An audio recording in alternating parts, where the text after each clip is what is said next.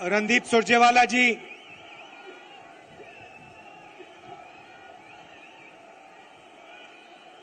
कमलनाथ जी, गोविंद सिंह जी, दिग्विजय सिंह जी, कमलेश्वर पटेल जी, जीतू पटवारी जी, तनखा जी, सुरेश पचौरी जी, कांतिलाल भूरिया जी, कुणाल चौधरी जी, stage पे Congress party के वरिष्ठ नेता, हमारे प्यारे कार्यकर्ता, भाइयों और बहनों, मध्य प्रदेश के युवाओं, प्रेस के हमारे मित्रों, आप सबका यहां बहुत बहुत स्वागत। आप दूर दूर से आए हैं, इसके लिए दिल से बहुत बहुत धन्यवाद।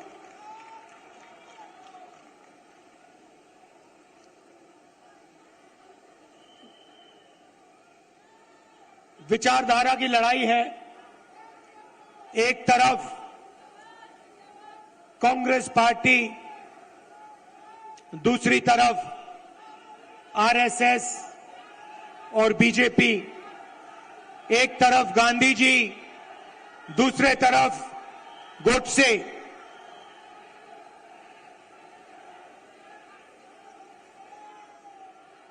ये भैया इनको दिखाई नहीं दे रहा है। भैया प्रेस वाले थोड़े नीचे हो जाएं तो लोगों को दिखे।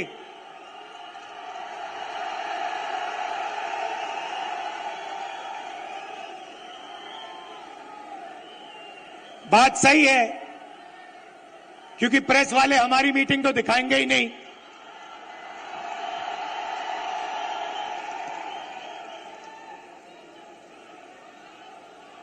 तो एक तरफ गांधी जी, दूसरी तरफ गोडसे, एक तरफ नफरत और हिंसा, अहंकार, और दूसरी तरफ मोहब्बत, आदर, भाईचारा। अब देखिए, जहां भी ये जाते हैं नफरत फैलाते हैं, गुस्सा पैदा करते हैं। अब हुआ क्या? अब मध्य प्रदेश में, मध्य प्रदेश का युवा, मध्य प्रदेश का किसान इनसे नफरत करने लग गया है। जो उन्होंने जनता के साथ किया, अब जनता उनके साथ कर रही है। और इसीलिए हमने ये 7 यात्राएं, जन आक्रोश यात्राएं मध्य प्रदेश में निकाली हैं। इससे पहले भारत जोड़ो यात्रा में कन्याकुमारी से हम कश्मीर तक चले और मध्य प्रदेश से पैदल निकले। कमलनाथ जी, कितने किलोमीटर चले थे हम यहां? नहीं, मध्य प्रदेश में टोटल कितने चले थे? नहीं, यात्रा कितने किलोमीटर चली थी? लगभग 180 किलोमीटर। हाँ, ये देखिए, 370 किलोमीटर हमारी यात्रा मध्य प्रदेश में चली थी। किसानों से मिले, युवाओं से मिले, माताएं बहनों से मिले। मुझे सिर्फ 2-3 बातें कही। सबसे पहले, मध्य प्रदेश हिंदुस्तान में भ्रष्टाचार का सेंटर है, एपी सेंटर है। और जितना भ्रष्टाचार बीजेपी के लोगों ने मध्य प्रदेश में किया है, पूरे देश में ये नहीं किया है। बच्चों के फंड्स, मिड डे मील के फंड्स स्कूल यूनिफॉर्म के फंड्स चोरी किए, महाकाल कॉरिडोर में बीजेपी ने पैसा चोरी किया,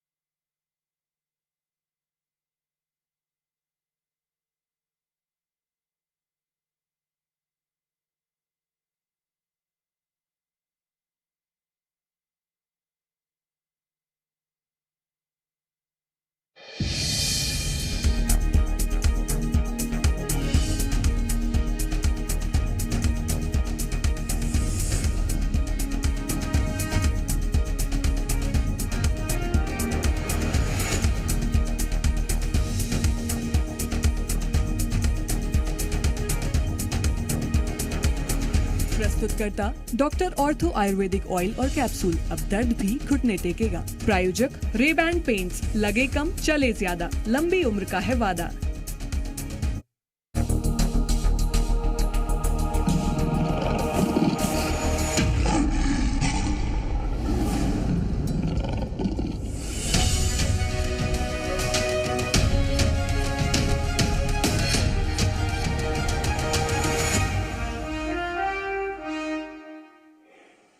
कमलनाथ जी कर्जा माफ करवा रहे थे और यहां आपको धोखा देके आपकी सरकार को बीजेपी वालों ने चोरी की। सही बात है।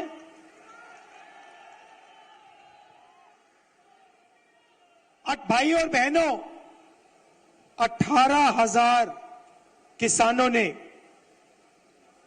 यहां पे पिछले 18 साल आत्महत्या की है। 3 किसान हर रोज मध्य प्रदेश में मरते हैं। ये इनकी सरकार है। क्यों? क्योंकि ये चुने हुए लोगों के लिए काम करते हैं। पहली बार हिंदुस्तान की हिस्ट्री में पहली बार किसान टैक्स दे रहा है। इन्होंने जीएसटी लागू की और 5 कानून लाए, काले कानून,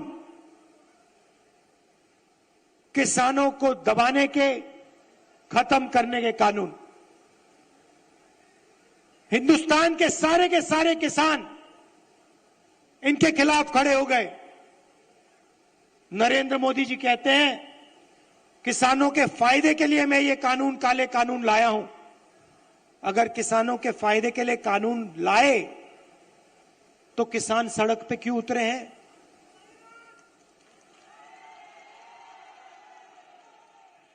नरेंद्र मोदी जी कहना चाहते थे कि किसानों को कोई समझ नहीं है, किसान अपने हित को नहीं जानते। नरेंद्र मोदी कहना चाहते थे कि हिंदुस्तान के 2-3 अरबपति अदानी जी किसान को फायदा पहुंचाने के लिए काम करते हैं। भाई और बहनों, आप कर्नाटक जाइए, राजस्थान जाइए, छत्तीसगढ़ जाइए, हिमाचल जाइए, हमारी सरकारें गरीबों के लिए, कमजोर लोगों के लिए काम करती हैं। कर्नाटक में हमने 5 गारंटी दी, गरीबों के लिए, महिलाओं के लिए, किसानों के लिए। आप जाइए, कर्नाटक में जाइए, कर्नाटक की महिलाएं बस में जाने के लिए 1 रुपया नहीं देती हैं, मुफ्त में घूमती हैं। कहीं भी जाना हो कर्नाटक में, कर्नाटक की महिलाएं फ्री में जाती हैं। हर महीने उनके बैंक अकाउंट में सीधा पैसा आता है, सरकार पैसा देती है। छत्तीसगढ़ में जाइए, किसानों का कर्जा माफ किया, किसानों को सही दाम दिलवाते हैं। राजस्थान में जाइए, स्वास्थ्य के बारे में पूछिए, मुफ्त में वहां पे दवाई मिलती है। 15 लाख रुपए का वहां पे फ्री में इलाज होता है। हार्ट सर्जरी करवानी हो, बड़ी से बड़ी सर्जरी करवानी हो, राजस्थान में जाइए, पता लगाइए, राजस्थान की जनता को वहां पे फ्री में सर्जरी मिलती है। सरकार जनता के लिए चलनी चाहिए। सरकार किसी संगठन के लिए या एक दो बड़े उद्योगपतियों के लिए नहीं चलनी चाहिए। और ऐसी ही सरकार हम यहां मध्य प्रदेश में चलाना चाहते हैं। और कमलनाथ जी का काम आपने देखा है, काम करना जानते हैं, और जो उन्होंने काम शुरू किया था वो काम वो मध्य प्रदेश में पूरा करने जा रहे हैं। मैं आपसे आखिरी बात कहना चाहता हूं। पार्लियामेंट में मैंने अदानी जी की बात उठाई, भाषण दिया। जैसे ही मैंने अपना पार्लियामेंट में अदानी जी का भाषण दिया, वैसे ही बीजेपी ने मेरी लोकसभा की जो सदस्यता है उसे रद्द कर दी, खत्म कर दी। आप सोचिए, अदानी जी की रक्षा करने के लिए एकदम मेरी लोकसभा की जो सदस्यता थी उसको कैंसिल कर दिया। मुझे कोई फर्क नहीं पड़ता, करिए जितना करना है, मैं सच्चाई बोलता हूं। और देश के सामने एक सच्चाई अदानी जी हैं। पोर्ट्स देख लीजिए, एयरपोर्ट्स देख लीजिए, इंफ्रास्ट्रक्चर देख लीजिए, धान के साइलोज देख लीजिए, हर जगह आपको अदानी जी दिखाई देंगे। अदानी जी किसानों के जेब में से हर रोज जेब में से आपका पैसा लिया जाता है। इंफ्रास्ट्रक्चर में, डीजल में, पेट्रोल में, फर्टिलाइजर में आपके जेब में से पैसा निकलता है और सीधा इन दो उद्योगपतियों के जेब में जाता है। मैंने मीडिया की बात की, मैंने मजाक में कहा कि मीडिया वाले हमारी मीटिंग तो दिखाएंगे नहीं। मोदी जी का चेहरा 24 घंटा दिखेगा, शिवराज जी का चेहरा 24 घंटा दिखेगा। क्यों? क्योंकि इनका रिमोट कंट्रोल अदानी जी के हाथ में है। देखिए, ये मुस्कुरा रहे हैं, प्रेस वाले मुस्कुरा रहे हैं, इनके बेचारे की गलती नहीं है, ये रिपोर्टर है, इनकी गलती नहीं है, ये सच्चाई जानते हैं। रिमोट कंट्रोल पीछे से कंट्रोल दबता है। एक और सच्चाई है, और वो सच्चाई शायद अदानी जी से भी बड़ी सच्चाई है। कुछ दिन पहले बीजेपी ने महिला आरक्षण की बात की। महिला आरक्षण में हमने एक सवाल उठाया, कांग्रेस पार्टी ने उठाया, बीजेपी ने कोई जवाब नहीं दिया। हमने दो चीजें कही। हमने पहले कहा, देखिए, ये महिला आरक्षण जो आप कर रहे हो ये अच्छा है, इसको करना चाहिए, मगर इसमें आपने दो छोटी सी लाइनें लिख रखी हैं। सबसे पहले इन लाइनों को आप मिटाइए। लाइन क्या थी? एक लाइन थी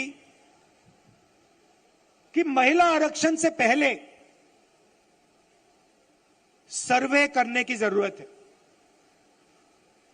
और दूसरी लाइन, महिला आरक्षण करने से पहले हमें जो डीनोटिफिकेशन होता है उसको करना है। इससे क्या होगा? इससे महिला आरक्षण 10 साल बाद होगा, आज नहीं होगा। तो हमने कहा पहले ये 2 लाइनों को आप बदलिए, और उसके बाद हमने और भी गहरी चीज कही और सवाल पूछा कि महिला आरक्षण में ओबीसी आरक्षण क्यों नहीं है।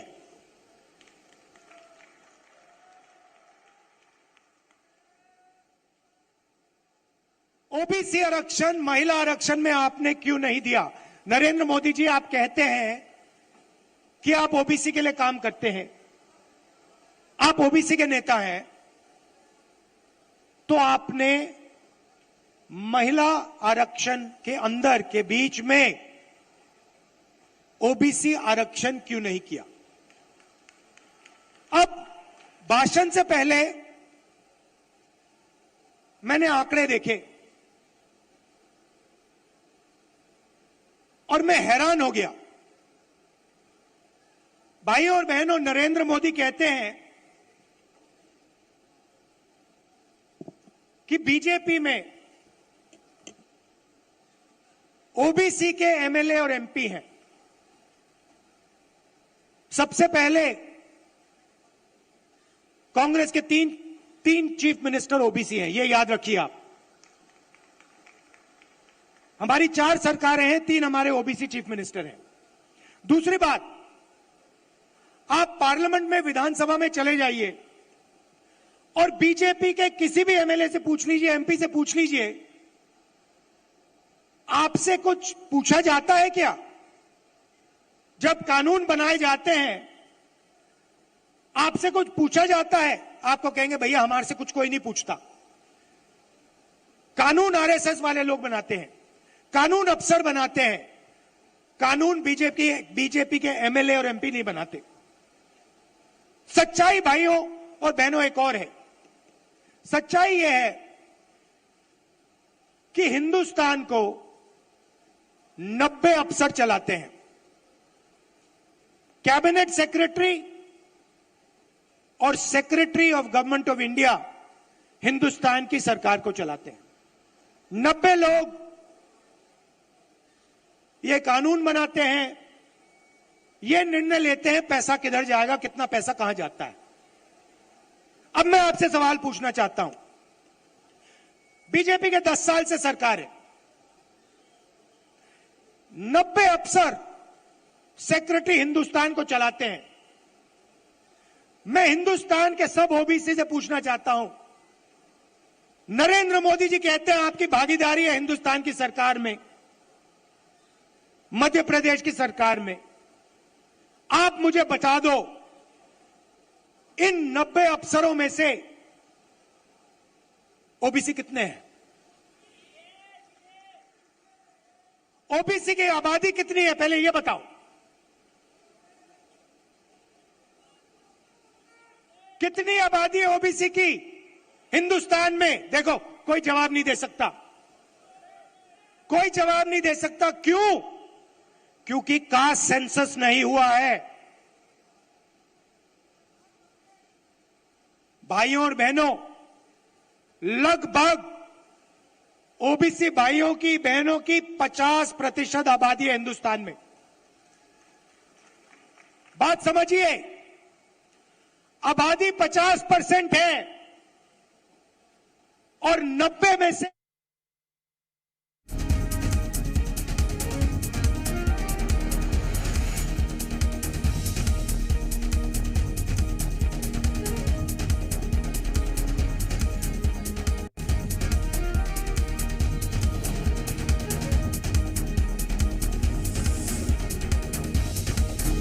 प्रस्तुतकर्ता Nerolac paint plus, Japanese technology वाला सेल्फ क्लीनिंग एक्सटीरियर पेंट।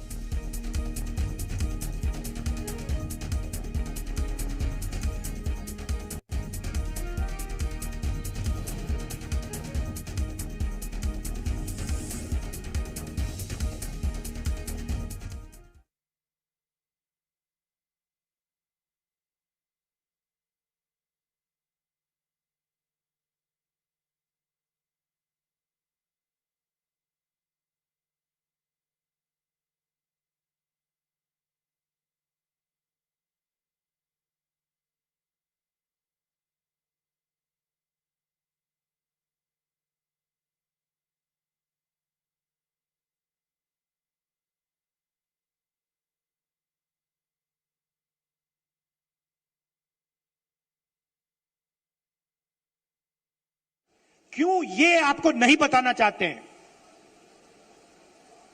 आपकी सच्चाई आपको नहीं बताना चाहते। सच्चाई भाइयों और बहनों ये है कि हिंदुस्तान के पूरे बजट में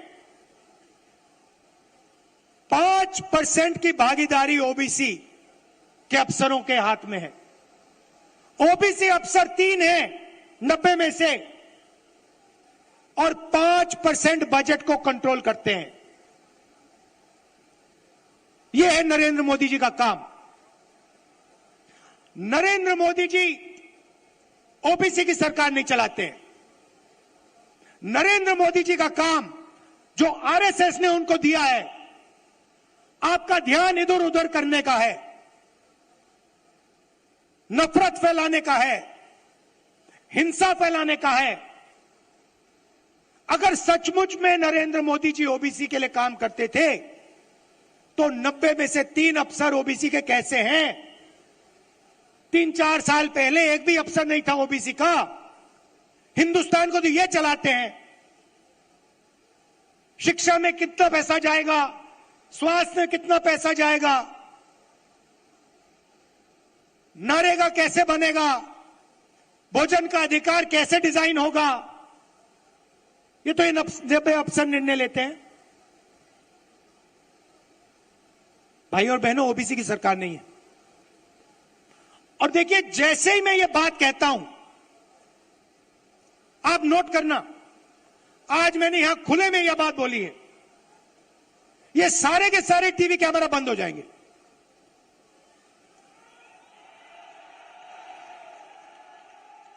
आप देख लेना, ये सारे के सारे बंद हो जाएंगे।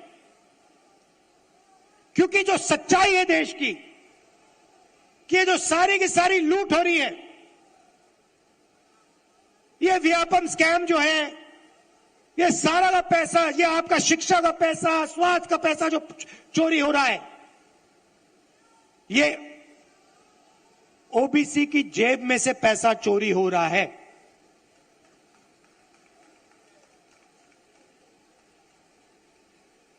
ये मैं आपसे कहना चाहता था, इसको आप मत भूलिए। सबसे जरूरी चीज, जैसे कमलनाथ जी को चोट लगी, आपको चोट लगी, सुना है, लगी ना? कमलनाथ जी यात्रा में निकले, रथ पे, रथ के कोने पे खड़े थे, बहुत भारी भीड़ थी, धक्का लगा, घुटने में चोट लगी। कमलनाथ जी जैसे ही आप अस्पताल गए, पहला काम क्या हुआ? डॉक्टर ने पहला काम क्या किया बताइए?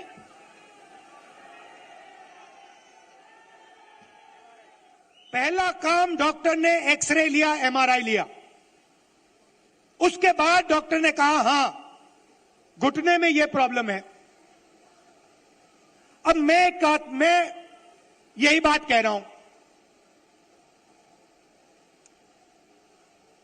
सब लोग कहते हैं हिंदुस्तान में ओबीसी है, दलित है, जनरल है, आदिवासी हैं, मगर जब हम सवाल पूछते हैं ओबीसी कितने हैं, जनरल कितने हैं, दलित कितने हैं, आदिवासी कितने हैं, कोई जवाब नहीं दे पाता। देखो, मैं पूछता हूं, भैया ओबीसी कितने हैं हिंदुस्तान में? कोई नहीं दे सकता। तो मैं ये कह रहा हूं कि अब वो समय आ गया है कि हमें हिंदुस्तान का एक्सरे करना है। यह पता लगाना है कि अगर 90 अफसर हिंदुस्तान को चला रहे हैं और उसमें से 5% भागीदारी ओबीसी को मिल रही है, तो क्या ओबीसी की आबादी 5% है? क्या हो ही नहीं सकता। तो अगर उनकी आबादी 5% नहीं है, अगर उनकी आबादी 50% है, तो उनका 5% बजट पे कंट्रोल क्यों है? उनका 50% बजट पे कंट्रोल क्यों नहीं है? अब जब मैं ये सवाल उठाता हूं, बीजेपी के लोग कांपने लग जाते हैं, नरेंद्र मोदी जी भाग जाते हैं, अमित शाह जी कुछ और कहते हैं, हिंदू मुस्लिम कहेंगे, नफरत फैलाने की कोशिश करेंगे। भाई और बहनों, देश के सामने एक ही मुद्दा है, कास्ट सेंसस। ओबीसी कितने हैं और उनकी भागीदारी कितनी होनी चाहिए, यह हिंदुस्तान के सामने सबसे बड़ा सवाल है। और कांग्रेस पार्टी की हिंदुस्तान में सरकार है, पहला काम यह हम करके दिखाएंगे। अब बीजेपी के पास मजे की बात सुनिए, कास्ट सेंसस कांग्रेस पार्टी ने किया, जब हमारी सरकार थी हमने किया। सारे के सारे आंकड़े नरेंद्र मोदी जी के पास हैं। हिंदुस्तान में कौन सी जात की कितनी आबादी है, हिंदुस्तान की सरकार जानती है।